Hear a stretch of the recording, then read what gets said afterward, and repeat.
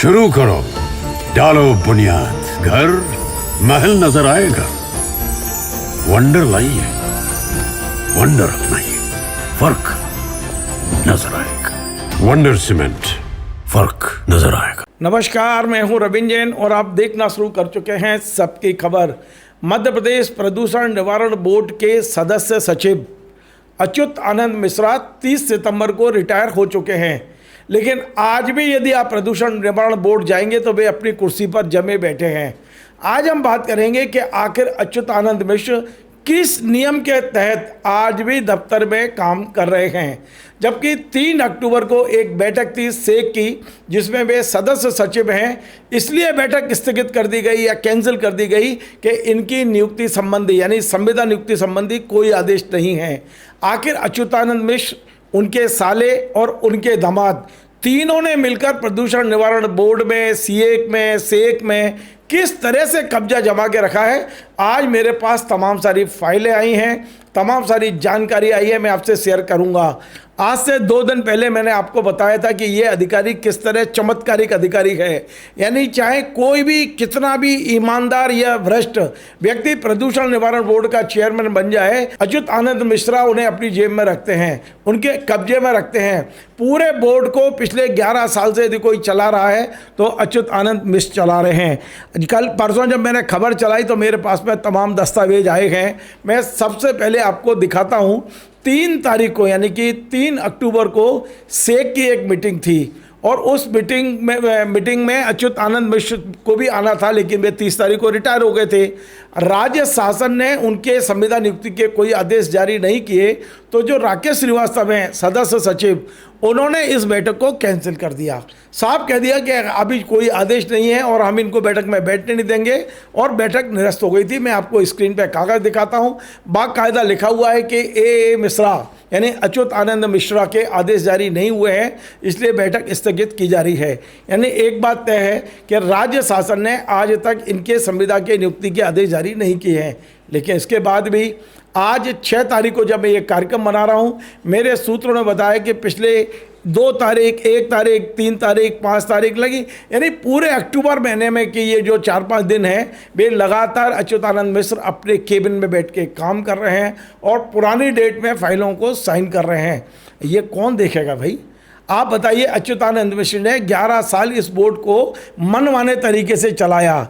मैं आपको अभी कुछ देर बाद तमाम सारी फाइलें बताऊंगा और जो जानकारी बताऊंगा वो सुन के आप चौंक जाएंगे। अच्युतानंद मिश्र जी की ये 4 फाइलें आज मेरे पास आई हैं, एक एक करके मैं उनका पूरा रस उद्घाटन करूंगा। लेकिन सबसे पहले मैं आपको बता दूं कि अच्युतानंद मिश्र काम कर रहे हैं। उन्होंने जुलाई में ही एक संविदा नियुक्त नियम बना लिए बोर्ड के। अब आप बताइए, संविदा नियुक्त जो राज्य शासन के संविदा नियम है वो नियम ही बोर्ड में लागू होते हैं, लेकिन अलग से नियम बना लिए क्योंकि उन्हें मालूम था सितंबर में वे रिटायर होने वाले हैं, तो उन्होंने खुद ही वो नियम बना लिए हैं। ये बिल्कुल गलत है। राज्य शासन का जीएडी डिपार्टमेंट के नियमों को दरकिनार करना ये एकदम गलत है, लेकिन वो नियम बना लिए गए। और जिस दिन वो रिटायर हुए उसके 24 घंटे पहले एक बोर्ड की बैठक की गई और उस बैठक में एक प्रस्ताव लाया गया बड़े गोपनीय तरीके से। इसका आप यदि इंटरनेट पर जाएंगे, उनकी वेबसाइट पर जाएंगे तो आपको कोई जानकारी नहीं मिलेगी, वेबसाइट पर नहीं मिलेगी, कहीं किसी के पास में एजेंडा नहीं है। लेकिन एजेंडे का एक बिंदु था कि अच्युत आनंद मिश्र को 1 साल की संविदा नियुक्ति दी जाती है। अब मैं आपको बता दूं, राज्य सरकार का नियम है कि यदि किसी व्यक्ति को संविदा नियुक्ति देनी है तो उस पद का पहले विज्ञापन जारी होगा, उस पद के योग्य व्यक्ति कंपटीशन होगा, बाकायदा चयन होगा, तब दी जा सकती है। लेकिन यहाँ तो नियम ही बदल लिए गए, नियम मनमाने तरीके से कर लिए गए और उन्होंने अपना एक प्रस्ताव सरकार को भेज दिया। अब सरकार में जो बोर्ड के अध्यक्ष हैं, वही प्रमुख सचिव हैं पर्यावरण विभाग के अशोक बर्णवाल साहब, उन्होंने वो सीएस को भेजा। अब हमारी जानकारी ये है कि चीफ सेक्रेटरी ने उसको रोक लिया फाइल को, क्योंकि वे जानते हैं कि नियम विरुद्ध यह संविदा नियुक्ति हो रही है। इसके बाद भी अच्युतानंद मिश्र लगातार अपने दफ्तर में काम कर रहे हैं। अब मेरे पास में जो फाइलें आई हैं उनको लेकर सबसे पहली फाइल मैं आपको बताता हूं। उन्होंने बोर्ड में जो आउटसोर्सेस के कर्मचारी नियुक्ति करनी थी, उसे लेके एक टेंडर निकाला था। ये टेंडर की मेरे पास कॉपी है। और इस टेंडर में एक नियम था कि यदि किसी कंपनी के ऊपर कोई एफआईआर है, यदि कंपनी के डायरेक्टर पर कोई एफआईआर है, कोई फ्रॉड किया है, या कंपनी किसी भी राज्य में यदि ब्लैक लिस्टेड है, तो उस कंपनी को काम नहीं दिया जा सकता। लेकिन यहाँ अच्युतानंद मिश्र ने इस कंपनी को काम देने के कई तरीके निकाले। पहला, एफआईआर होने के बाद भी काम दिया गया। दूसरा, उन्होंने एक कंपनी, अपनी पसंदीदा कंपनी को काम देने के लिए सबसे बड़ा तरीका ये निकाला कि 20% अंक प्रेजेंटेशन के होंगे। यानी कंपनी प्रेजेंटेशन देगी किसको? अच्युतानंद मिश्र को देगी, और मिश्रा जी तय करेंगे कि कौन सी कंपनी अच्छी है, कौन सी तय। फिर ये ऑनलाइन टेंडर का क्या मतलब रह जाएगा? ये कितनी बड़ी चीटिंग है, ये कितनी बड़ी धोखाधड़ी है, ये टेंडर में दिखाई दे रहा है। मैं आपको बताता हूँ, एक एफआईआर की कॉपी है मेरे पास।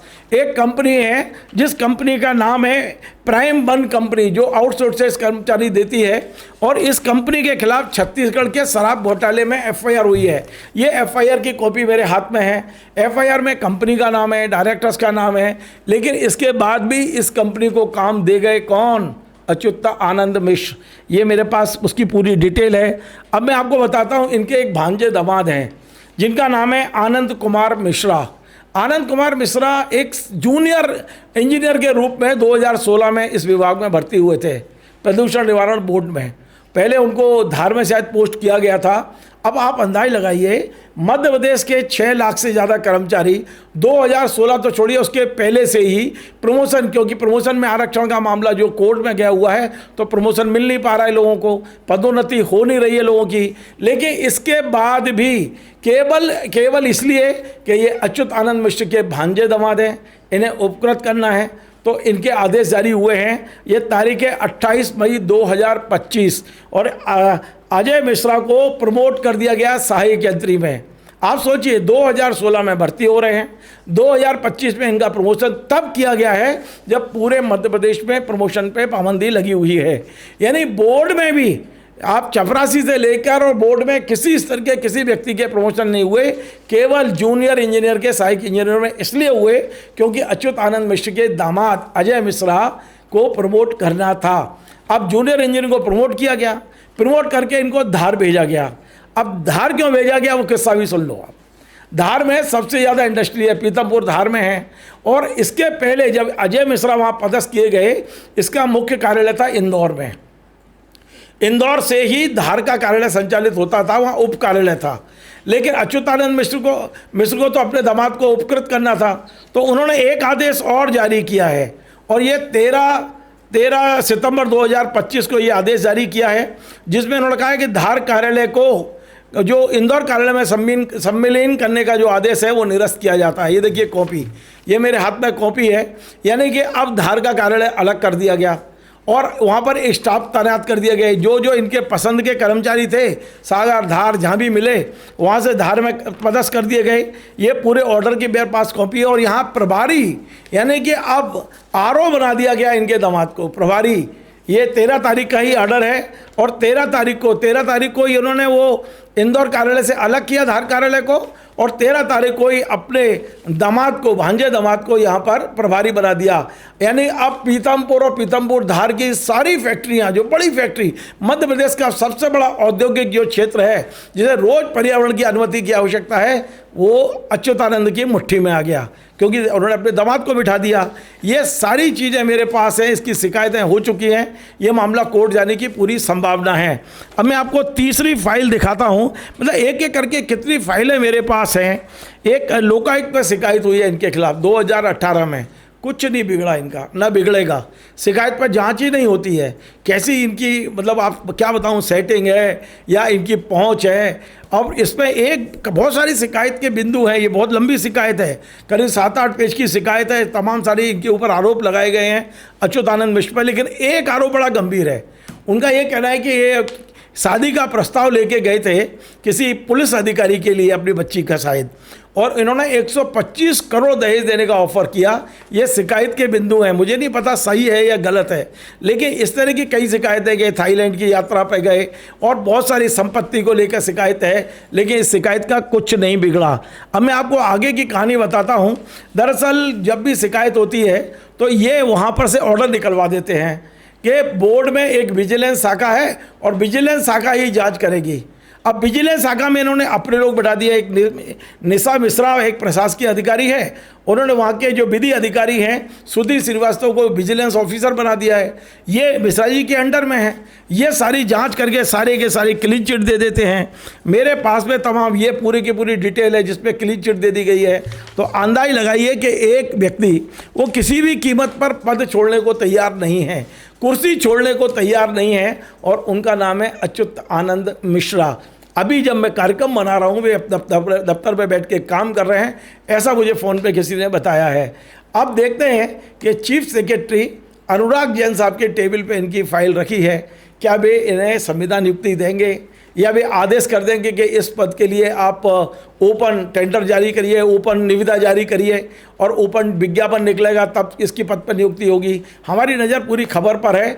यदि इनकी संविदा नियुक्ति भी होती है तब भी हम खबर दिखाते रहेंगे। देखते हैं क्या होता है आने वाले कुछ दिनों में, सारी चीज़ें सामने होगी। लेकिन आज मेरे पास जो फाइलें आई एक एक करके मैंने आपको सारी जानकारी शेयर की है। निश्चित तौर पे अच्युतानंद मिश्र, उनके साले हैं आलोक नायक जो सेक में हैं, वही उसी कैंपस में जो सिया के 11 साल तक वो रहे हैं, ओवैसी रहे हैं। तो निश्चित तौर पे ये तमाम साले, जीजा, दामाद सब ने मिलकर प्रदूषण निवारण बोर्ड को अपने कब्जे में ले रखा है।